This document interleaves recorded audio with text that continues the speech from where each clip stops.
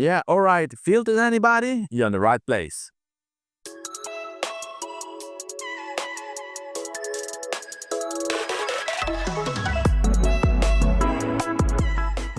Hello everybody, welcome back to the channel. Thomas Love here from One and Solely, and today we're gonna talk about, very quickly, ND filters, because ND filters are pivotal when you're using your hybrid shooting camera, such as the mirrorless nowadays cameras that can both shoot photos for stills and 4K videos, and then you might need an ND filter because when you have way too much light and you want to take advantage of the max aperture of your glass, assuming you have a fast glass and you want to keep that bokeh, the separation from the background, you might need an ND filter, especially when you're shooting outdoors. Maybe indoors this is not needed, maybe you can just close down your glass, but then if you want to have this beautiful separation versus the background, well, an ND filter is needed. And I know there are different kinds of ND filters, different types, how dark, how light, variable ND filters as well, that are very, very convenient,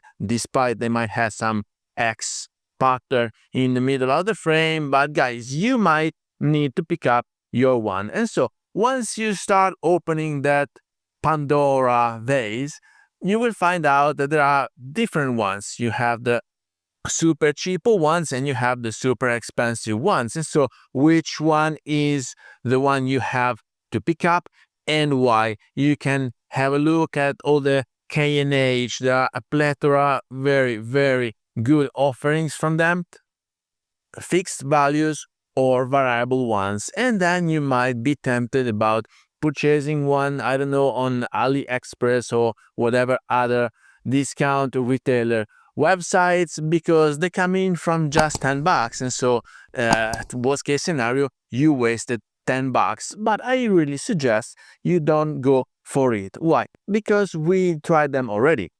You can have a look at many tutorials out there. All the cheaper filters, they will ruin your image quality and the color science of your glass and of your camera. And so why investing that much money in a good camera and a good glass just to ruin it with a cheapo ND filter? Now, we don't go always for the most professional ones, because otherwise it's $100 or more for each filter. And we have to say, camera companies, they made a great thing when they started to have a uniform filter thread. So nowadays, most of the Sony glasses have a 67mm filter thread, meaning that once you buy an ND filter for one glass, you can adapt it and using also on other ones. So each different focal length will have it mounted on. Or back in the days, we used to have the 49mm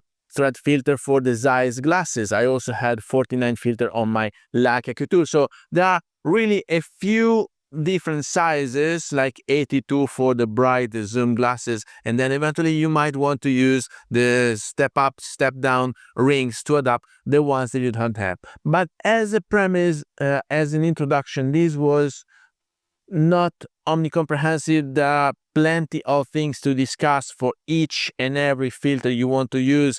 I tried to discuss a few of them. If you missed the episode, please find it up here. But here we're talking about variable ND filter 67mm thread, because I'm now using my Zeiss 24-70 f4, and when I'm out there shooting b-roll in the city, or just because I want to have video recordings as well in addition to the photography that I'm taking, well, I need this ND filter. And so I went back to my old-fashioned brand, which is Gobi. Gobi, they now went through a complete rebrand, so you might find their filters under the name Yours.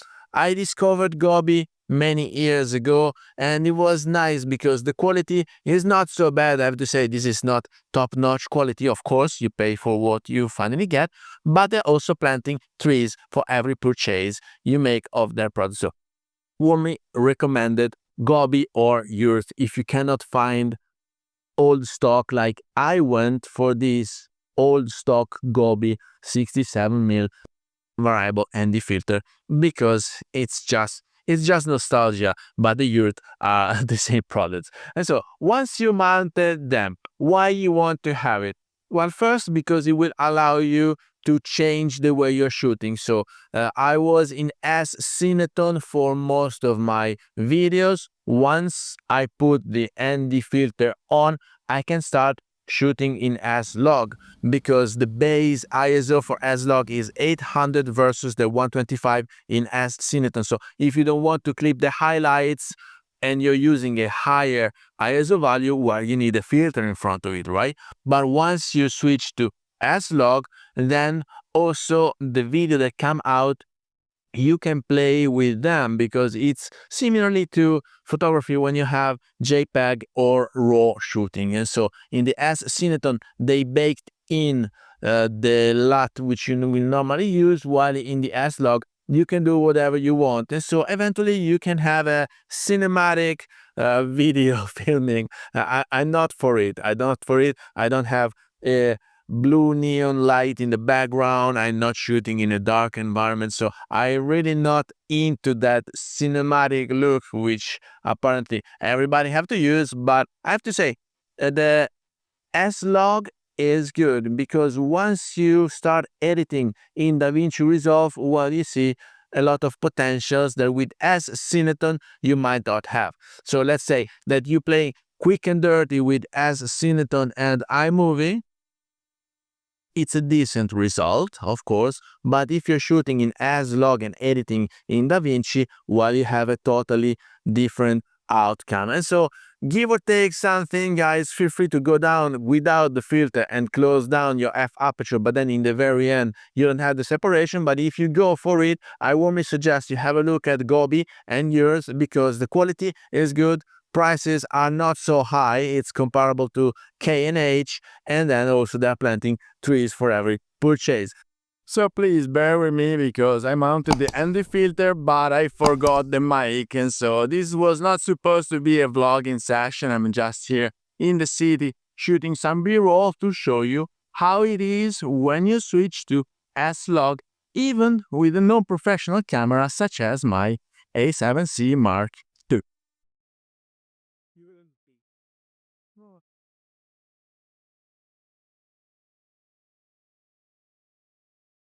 Christmas spirit in Leica.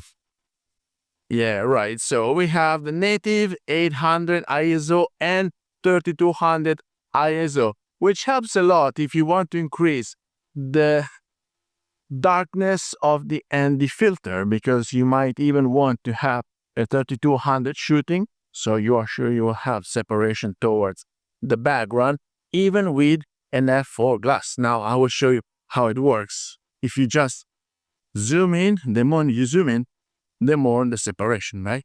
So now it's a bit tight on my face, but it's achievable.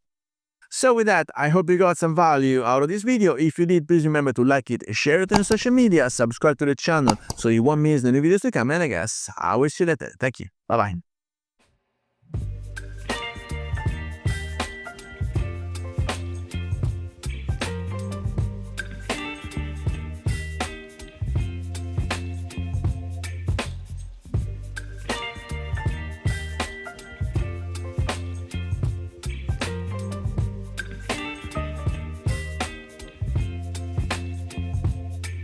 Baby, you give me ice and fire.